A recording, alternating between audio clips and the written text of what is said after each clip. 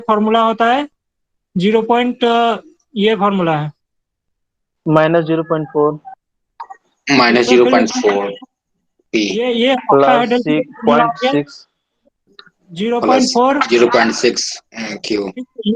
ये formula show करना necessary है क्रिस्टल फिल स्टेबलाइज। इसमें भी एक्सप्लेन कर सकते हो कि क्रिस्टल फिल स्टेबलाइजेशन एनर्जी हम लोग कैसे कैलकुलेट करते हैं। ये पी हो गया, पी किसी में पी दिया होगा तो पी में पी का मतलब होता है वो टीटीजू में प्रेजेंट इलेक्ट्रॉन, और यहाँ पे क्यू होगा तो क्यू का मतलब होगा वहां पे कि ईजी में प्रेजेंट इलेक्ट्रॉन। तो ऐसे crystal field stabilisation energy calculate करते हैं। और क्रिस्टल फिल स्टेबलाइजेशन एनर्जी यहाँ पे एक टेबल में ड्रॉ करके दिया हुआ है लास्ट में। ये यहाँ पे देखो, ये सबका क्रिस्टल फिल स्टेबलाइजेशन एनर्जी यहाँ पे दिया हुआ है। ठीक है, कैलकुलेट करके दिया हुआ है, सेम फार्मूला से कैलकुलेट किया है। ठीक है, देन देन ऑक्टाहेड्रल के टेट्राहेड्रल के लिए फार्मूला क्या हो जाएगा? टेट्राहेड्रल के लिए फार्मूला जस्ट अपोजिट हो जाएगा। टेट्राहेड्रल के लिए हो जाएगा माइनस नीचे में आ जाएगा। इस टेट्राहेड्रल कहाँ गया? -0.6 x प्लस 0.4 है। टेट्राहेड्रल का फार्मूला कहाँ दिया हुआ है यहाँ पे? इसका हो जाएगा एट लास्ट। ये फार्मूला यहाँ पे एक इस तरीके से निकाला है 0.27 पी प्लस 0.18 क्यू। वो ऑक्टाहेड्रल के टर्म में निकाला है, कल ही बताया था मैं। कहाँ गया वो? जो डेल्टा जीरो को डेल्टा टी को डेल्टा जीरो में कन्वर्ट करने के लिए कितने से किया था मल्टीप्लाई? 4/9 से मल्टीप्लाई किया था। तो यस ये सर। रहा। हाँ, ये रहा उसका डायग्राम रहा। ये 4/, ये रिलेशन है ऑक्टाहेड्रल में। ऑक्टाहेड्रल का क्रिस्टल फिल स्टेबलाइजेशन एनर्जी और टेट्राहेड्रल का रिलेशन सेम है। टेट्राहेड्रल का रिलेशन। हाँ, तो ये हो गया रिलेशन। उसके बाद उसको एक जगह हमने डेल्टा जीरो के टर्म में लिखा था। कहाँ आगे होगा? तो उसका वैल्यू आ रहा है 0.27 माइनस आ रहा है, ये देख लो यहाँ पे। C F S C 4 tetrahedral के लिए डेल्टा जीरो के टर्म में आ रहा था -0.27 पी प्लस 0.18 क्यू। कहीं पे होगा, हमें दिख नहीं रहा अभी। ठीक है, तो ये आ जाएगा डेल्टा जीरो के टर्म में। यहाँ पे पी है, टी टू जी का इलेक्ट्रॉन है। ये टी टू जी का इलेक्ट्रॉन है, सॉरी टी टू का है। यहाँ पे जी नहीं होगा टेट्राहेड्रल के टर्म में। हाँ, नहीं नहीं, ये ई के लिए हो जाएगा। ये ई के लिए हो जाएगा और ये टी टू के लिए होगा, क्योंकि ई नीचे है। यहाँ पे उल्टा है, यहाँ पे C F S C diagram और टेट्राहेड्रल का अपोजिट है, जस्ट अपोजिट ऑफ ऑक्टाहेड्रल। तो यहाँ पे ई का इलेक्ट्रॉन होगा पहले, देन टी टू का इलेक्ट्रॉन होगा। तो ये ई का इलेक्ट्रॉन है। P P is equal to the number of E electron, W degenerate electron. तो कैलकुलेट करके कहीं पे दिया हुआ था यहाँ पे। हाँ, ये देखो, ये है crystal field stabilisation energy in tetrahedral complex. ये कैसे हुआ था यहाँ पे, कल बताया था मैं। ये ई का इलेक्ट्रॉन है, ये ध्यान में रखना है। चेंज हो रहा है यहाँ पे। अगर 0.6 पी लिखोगे तो ऑक्टाहेड्रल के लिए क्या हो जाएगा? ऑक्टाहेड्रल के लिए सी एफ एस सी हो जाएगा, यहाँ पे लिख दे रहा हूँ। कितना? -0.4 पी प्लस 0.6 क्यू। ठीक है, सर ये डेल 0.27 वाला यहाँ लिखा हुआ है इस साइड। हाँ हाँ, ये इसको डेल्टा, ये जो है ये डेल्टा टी के टर्म में है। यहाँ पे ध्यान से देखो, ये डेल्टा टी के टर्म में है। इसको मैंने कन्वर्ट किया है octahedral crystal field stabilisation energy octahedral के टर्म में। तो ऑक्टाहेड्रल में कन्वर्ट करने के लिए 4/9 से मल्टीप्लाई करना पड़ा था। Yes sir. ये लिख लेना, ठीक है। अब हम लोग नेक्स्ट पे आते हैं।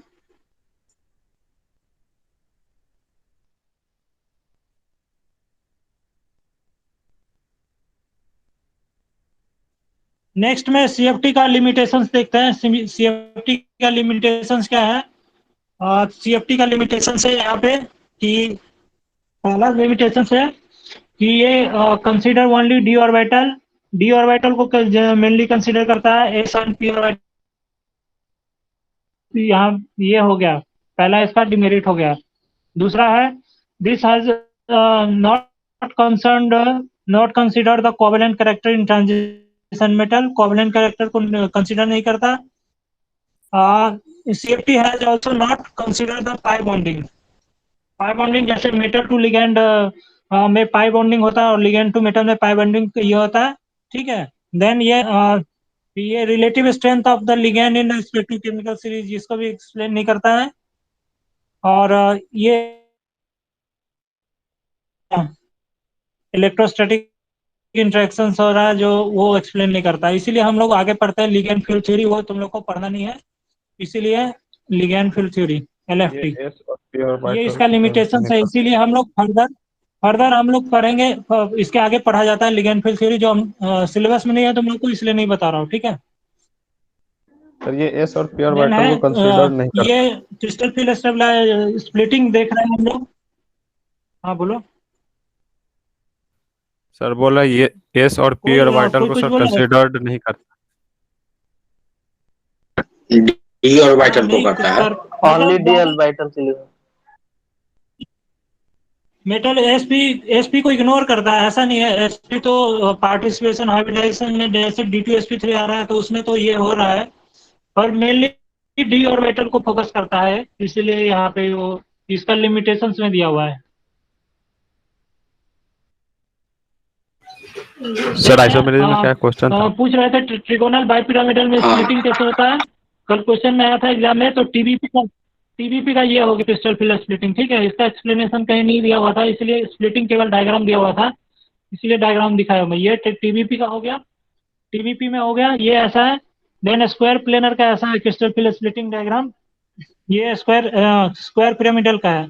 एक्सप्लेनेशन है पर वो उसको एक्सप्लेन करने में एक क्लास लग जाएगा, और सर वो उतना पूछता डायग्राम नहीं है। समझा तो दीजिए अगर तो सर। टीबीपी का क्रिस्टल सर फील्ड ये energy diagram diagram sir diagram समझा एक्सप्लेनेशन दीजिए। उतना ये नहीं है तुम लोग को, ठीक है। एक्सप्लेनेशन उतना नहीं है, जो वो होता है नहीं दिख रहा है सर। जैसे क्या। सर वो दिख नहीं रहा है अच्छे से। अच्छा, ये सबसे ऊपर में dz स्क्वायर है, ठीक है। देन है dx by X square by square, dx by then dx square by square है, ठीक है। और ये नीचे है, नीचे yz और zx है, yz और zx। देखो टीवीपी का जस्ट जैसे ये जो ये बेरी सेंटर है, इसको आगे बढ़ाएंगे तो ये बेरी सेंटर हो जाएगा। इसको जब हम लोग रिवर्स करेंगे तो सेम डायग्राम हो जाएगा पेंटागोनल बाइपिरामिडल के लिए। पेंटागोनल बाइपिरामिडल के लिए same crystal field energy diagram हो जाएगा, पर वो बेरी सेंटर के ऊपर हो जाएगा। पेंटागोनल बाइपिरामिडल सेम है, डीजेड स्क्वायर ऊपर है, ये बेरी सेंटर है। बेरी सेंटर के नीचे था ये वाला पहले, डीएक्स वाई और डीएक्स स्क्वायर बाय स्क्वायर ऊपर बेरी सेंटर के नीचे था। किसमें था वो? बेरी सेंटर के नीचे था वो, ट्रिगोनल बाइपिरामिडल में था, ठीक है। ये देखो ये नीचे है, सेम केस पर हो जाएगा पेंटागोनल ऑक्टाहेड्रल और टेट्राहेड्रल के रिस्पेक्ट में। क्या क्या हुआ? सेम कोई केस कुछ हो बोल जाएगा रहा है सर क्या? ऑक्टाहेड्रल और टेट्राहेड्रल के रिस्पेक्ट में। हाँ हाँ हाँ हाँ, ठीक है, वह सेम है। पर उसमें एक बात ध्यान रखना है, T2G और EG में जी नहीं आएगा। EG लिखना है, और ये लिखना है ऑक्टाहेड्रल में, और टेट्राहेड्रल में ई लिखना है, और T2 लिखना है, जी नहीं लिखना है, ठीक है। सेम नहीं है, थोड़ा सर ये डिफरेंट है। दोनों में रिलेशन क्या है? ट्राइगोनल बाइपिरामिड पेंटागोनल रिएक्शंस वही टीबीपी जो कॉम्प्लेक्स बनाएगा, रिलेशन कोऑर्डिनेशन रिलेशन कॉम्प्लेक्स बनाएगा। रिलेशन रिलेशन नहीं है इसमें, ठीक है, रिलेशन नहीं है, जैसे वो था ऑक्टाहेड्रल ठीक है। और टेट्रा। रिलेशन है स्क्वायर, ये स्क्वायर प्लेनर होगा या पिरामिडल है, देख लो यहाँ पर स्क्वायर पिरामिडल है, ठीक है। ये स्क्वायर पिरामिडल है, ये स्क्वायर पिरामिडल का crystal field stabilisation energy diagram है, sorry crystal field splitting diagram है। और रिलेशन मेनली रहता है स्क्वायर प्लेनर में है, स्क्वायर प्लेनर में रिलेशन है, ऑक्टाहेड्रल में है और टेट्राहेड्रल में है। तो सबसे ज्यादा सर ये इन सबका तीनों का रिलेशन है। CF फॉर्मूला नहीं है? नहीं, इनका रिलेशन नहीं दिया हुआ है, ठीक है। इनका रिलेशन ये इनका जो है CFSE सबसे ज्यादा। फार्मूला सर, ये दोनों का CFSE फार्मूला। इसका है, पर पढ़ना नहीं है, मतलब उतना डिटेल में नहीं है तुम लोग को पढ़ना। मेनली जो पूछता है स्टेबलाइजेशन एनर्जी कैलकुलेट करने के लिए पूछता है बुक वो में नहीं ज्यादा। दिया है सर। वो ज्यादा पूछता है टेट्राहेड्रल, स्क्वायर प्लेनर में पूछता है square planar, octahedral, tetrahedral, octahedral. इन्हीं तीनों में ज्यादा पूछेगा एनर्जी कैलकुलेट करने के लिए, इसमें नहीं पूछेगा। ठीक है, इसीलिए इसको मैं शॉर्ट में बस क्रिस्टल फील्ड स्प्लिटिंग ही दिखा रहा हूँ। इसका इसका नहीं पूछेगा तुम लोग को एग्जाम में, और है भी नहीं। तो इन तीनों का नहीं पूछेगा, पर स्प्लिटिंग कोई कल पूछ रहा था एग्जाम में, तुम्हारा पूछा हुआ है, तो वहां पे अगर एग्जाम में आया तो ऐसा ये एनर्जी क्रिस्टल फील्ड स्प्लिटिंग ये ड्रॉ कर देना है वहां पे। ठीक है, ऑक्टाहेड्रल टेट्राहेड्रल के लिए तुम लोग को डिटेल में पता है कैसे क्या हुआ, एनर्जी कैसे कैलकुलेट हुआ, पर इन तीनों को डिटेल में नहीं पढ़ना है। ठीक है, तीनों को डिटेल में पढ़ने के लिए हमें एक और चीज बताना पड़ेगा, पर उसमें एक दो क्लास चला जाएगा और वो उतना ज्यादा इंपॉर्टेंट नहीं आ रहा हो। जॉन टेलर डिस्टर्सन है। जॉन टेलर डिस्टॉर्शन जो तुम लोग के पीडीएफ में लास्ट में एक और दिया हुआ था, एक पॉइंट और दिया हुआ था उसी में, जॉन टेलर डिस्टॉर्शन। इसको पढ़ाने में 1 से 2 क्लास चला जाएगा, उसके बाद ये एक्सप्लेन होगा।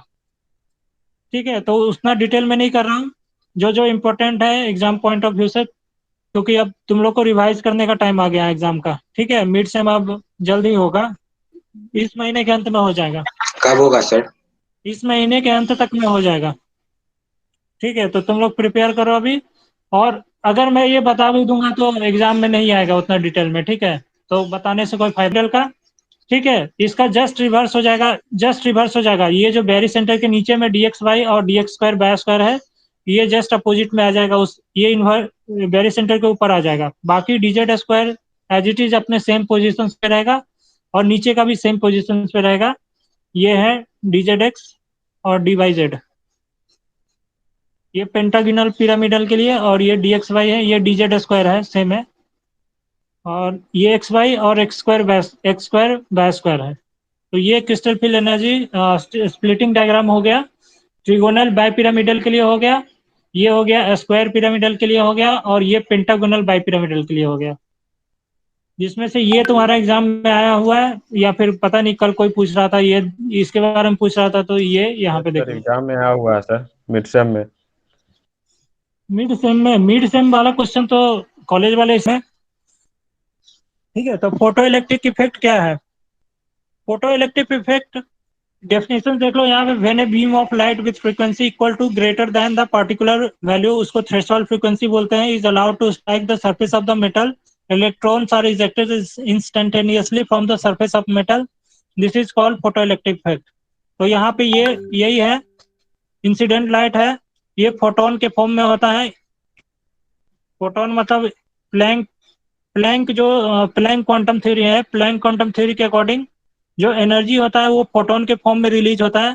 ठीक है, तो जब लाइट इंसिडेंट रेडिएशन आएगा तो वो उसमें दो दो दो इफेक्ट होगा। पहला कि एक इससे एक इलेक्ट्रॉन इजेक्ट करवाएगा, यहाँ पे लिखा हुआ है स्टार्टिंग में ही, strike the surface of metal, electrons ejected. ठीक है, electrons are ejected from the surface of metal. तो इसका कैरेक्टरिस्टिक देख लेते हैं। ठीक है, तो कैरेक्टरिस्टिक में पहला है कि थ्रेशोल्ड फ्रीक्वेंसी को एक्सप्लेन किया है कि मिनिमम फ्रीक्वेंसी होना चाहिए, minimum frequency to ejection of electron. ठीक है, और यहाँ पे देख लो क्या लिखा हुआ, the electrons are ejected only if the frequency of incident light is equal to और greater than the minimum value. तो उसको थ्रेशोल्ड फ्रीक्वेंसी को V नोट से डिनोट किया है। ठीक है, देन सेकेंड पॉइंट है, electrons are ejected instantaneously, there is a no time lag between striking, ये कंटिन्यूअस होगा, striking the metal surface by the light and emission of electron. ठीक है, थर्ड है, kinetic energy of the emitted electron depends on the frequency of incident light. ठीक है, अब incident Einstein ने explain किया था। थ्रेशोल्ड फ्रीक्वेंसी में उसका minimum frequency of light eject न होता है मेटल सरफेस पे। क्या क्या क्या? थ्रेशोल्ड फ्रीक्वेंसी में उसका minimum frequency of light eject होता है ना उसके मेटल सरफेस पे। मिनिमम फ्रीक्वेंसी चाहिए, threshold frequency for ejection of electron. ठीक है, फोटो इलेक्ट्रिक इफेक्ट में थ्रेशोल्ड फ्रीक्वेंसी, उससे थ्रेशोल्ड फ्रीक्वेंसी मिनिमम एनर्जी हो गया, उससे ज्यादा ही चाहिए, तभी वो इलेक्ट्रॉन इजेक्ट करेगा। तो प्लैंक क्वांटम थ्योरी ने बताया कि जो इंसिडेंट लाइट है वो क्वांटा के फॉर्म में रहेगा। मतलब यहाँ पे according to Planck quantum theory, each quantum of light called photon, photon को यहाँ पे HV से डिनोट किया हुआ है। ठीक है, फोटोन जो इंसिडेंट रेडिएशन होगा फोटोन पैकेट ऑफ फोटोन्स के फॉर्म में आएगा, that is equal to H V. When this photon hits the metal surface it transfer its energy to the electron. Energy equal to threshold value is used up in the release of electron and the remaining energy stored as kinetic energy। ठीक है, तो ये kinetic energy हो गया, ये kinetic energy हो गया, और ये हो गया, इसी को वर्क फंक्शन बोलते हैं, वर्क फंक्शन बोलते हैं। हाँ, एनर्जी इक्वल टू द, ये वी नोट हो गया, थ्रेशोल्ड फ्रीक्वेंसी हो गया, और quantity H we is called work function. तो ये हो गया work function, H V not हो गया वर्क फंक्शन। किसी भी और मेटल का वर्क फंक्शन फिक्स होता है ना? Work function equal to ionization energy. यहाँ हम लोग क्या पढ़ रहे हैं, एक एनर्जी इलेक्ट्रॉन यहाँ से इजेक्ट करा रहे हैं, तो अभी तक आयनाइजेशन एनर्जी तो वही पढ़ रहे थे, जितना सर मिनिमम एनर्जी रिक्वायर्ड। हाँ सर वर्क फंक्शन किसी भी मेटल का वो फिक्स होता है ना? क्या work function? Work function sir metal का फिक्स्ड होता है ना? Threshold frequency. आयनाइजेशन एनर्जी के बराबर हो गया मतलब।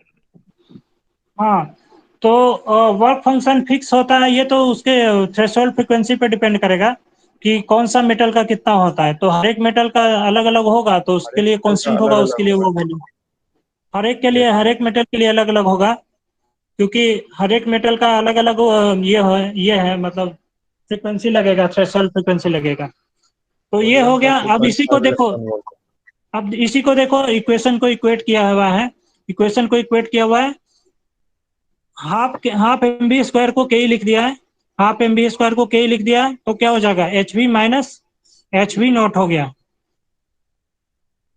एच वी नॉट हो गया। ठीक है, अब ये इक्वेशन को Y is equal to M X plus C कर दो। ठीक है, एम एक्स प्लस सी के फॉर्म में लिख दिया हम लोग, Y is equal to M X, slope हो गया। स्लोप निकालने के लिए। तो ठीक है, तो यहाँ पे सी क्या हो गया, इंटरसेप्ट हो गया, इसी को आगे हम लोग बढ़ाएंगे तो ये एच वी नोट हो जाएगा। तो ये जो वैल्यू हो गया, ये एच वी नोट हो गया माइनस एच वी नोट हो गया। ठीक है, ये एच वी नोट हो गया, तो इसका जो स्लोप आ गया वो एच आ गया, एच मतलब प्लैंक कांस्टेंट आ गया।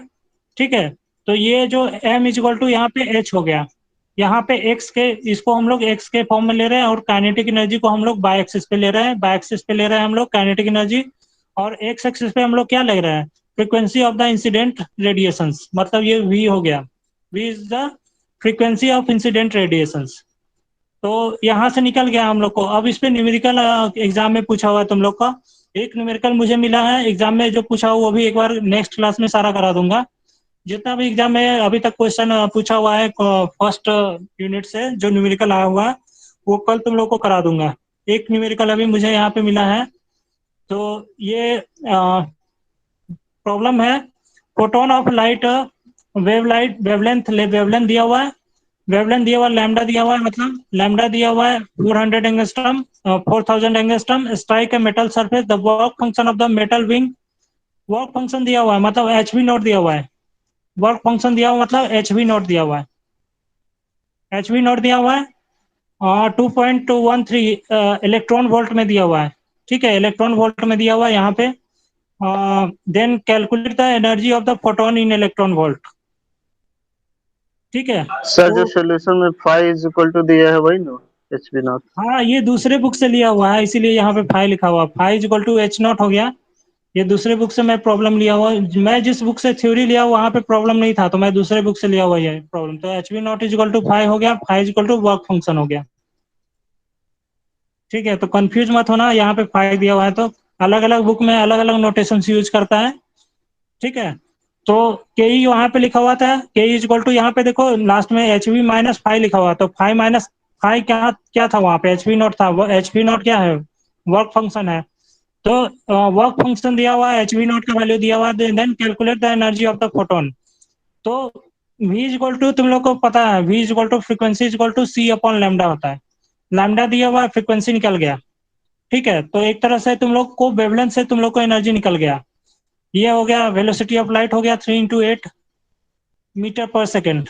देन फ्रीक्वेंसी लैम्डा दिया हुआ है, 4000 एंगस्ट्रम दिया हुआ है, 4000 एंगस्ट्रम दिया हुआ है, तो इसको भी मीटर में कन्वर्ट कर लो, 10⁻10 मीटर हो गया। तो यहाँ से निकल के आया, फ्रीक्वेंसी निकल के आया 5 इंटू 10⁻14 सेकेंड इनवर्स। अब एनर्जी इज इक्वल टू क्या होता है, एच वी, तो वी निकल के आ गया। H is equal to Planck constant पता है, वी का वैल्यू ये ले लो, एच का वैल्यू पता है तुम लोग को 6.626 इंटू 10⁻−34। ये कांस्टेंट वैल्यू है 6.6। ये देखो यहाँ पे जूल सेकंड है, यूनिट लिखना नेसेसरी है। प्लैंक्स कांस्टेंट, प्लैंक्स हाँ, कांस्टेंट। देखो तो यहाँ से कैलकुलेट करके इन दोनों का जो मल्टीप्लीकेशन आएगा, ये v का वैल्यू और h का वैल्यू मल्टीप्लीकेशन आया है यहाँ पे 4.97 10⁻−19 आया है। ये जूल में आया है। जूल को इलेक्ट्रॉन वोल्ट में कन्वर्ट करने के लिए 1 इलेक्ट्रॉन वोल्ट इज 1.6 इंटू 10⁻⁻9। हाँ, ये जूल है। 1 electron volt is equal to this joule है। तो इसको इलेक्ट्रॉन वोल्ट में कन्वर्ट करने के लिए हमें डिवाइड करना पड़ेगा कितने से, 1.602 1.6 इंटू 10⁻⁻19। -19 से डिवाइड कर दो, ये आ गया तुम्हारा 3.10 इलेक्ट्रॉन वोल्ट। अब काइनेटिक एनर्जी निकाल लो यहाँ से। काइनेटिक एनर्जी एच वी दिया हुआ है, एच वी आ गया 3.10 माइनस वर्क फंक्शन कितना हो गया, वर्क फंक्शन तुम्हारा दिया हुआ क्वेश्चन में ही दिया हुआ है 2.13। दोनों का यूनिट है इलेक्ट्रॉन वोल्ट। इलेक्ट्रॉन वोल्ट हो गया, आंसर आ गया 0.97 इलेक्ट्रॉन वोल्ट हो गया। अब थर्ड क्वेश्चन बोल रहा है, इसी में थर्ड क्वेश्चन एक और दिया हुआ, kinetic energy of the emitted photo electron. Emitted photo electron तो half mv² is equal to तुम्हारा आया है, ये आया है। तो v पूछ रहा है, v कितना होगा, तो v इज इक्वल टू क्या हो जाएगा, आगे देख लो, यहाँ पे देख लो, v इज इक्वल टू हो जाएगा यहाँ पे हाफ mv²। ये इसको अलग नोटेशन यूज किया है। तो मास यहाँ पे क्या हो गया, मास हो गया, मास ऑफ इलेक्ट्रॉन हो गया 9.1 इंटू 10⁻⁻31। ये भी हम लोग देख रहे थे, तो यहाँ पे भी हो गया। तो भी के लिए क्या हो जाएगा 9.2 इंटू, ये 2 इधर चला गया, यहीं पे देख लो ना, इस यहाँ पे यहीं से कैलकुलेट कर लो। तो v इज इक्वल टू हो गया 2 इंटू 2m और मास ऑफ इलेक्ट्रॉन। तो यहाँ से कैलकुलेट करने के बाद ये आंसर आया है यहाँ पे। ठीक है, इसे भी इलेक्ट्रॉन वोल्ट में, इलेक्ट्रॉन वोल्ट को फिर फर्दर जूल में कन्वर्ट कर दिया है। देन इसका v का स्क्वायर हटाने के बाद ये आ गया 1/2 आ गया यहाँ। तो ये आंसर इस तरीके से आया है। तो जूल का यहाँ पे देखो, जूल इज इक्वल टू, यहाँ पे एक यूनिट दिया हुआ है, joule is equal to kilo joule metre square. ठीक है, ये जूल का यहाँ पे